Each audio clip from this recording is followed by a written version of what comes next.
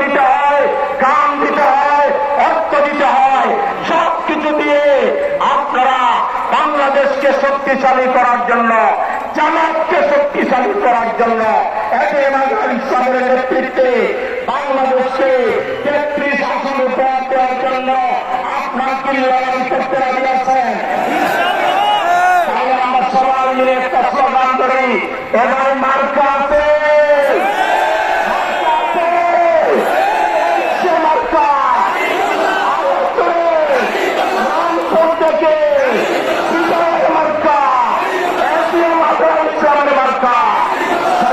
ধন্যবাদ। আসসালামু আলাইকুম ওয়া রাহমাতুল্লাহ।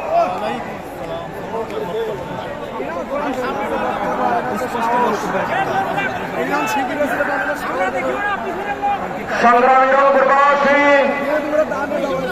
আজকের এই জনসভায় এই পর্যায়ে সংক্ষিপ্ত বক্তব্য রাখছেন শহীদ বাংলাদেশ জামাত ইসলামীর কেন্দ্রীয়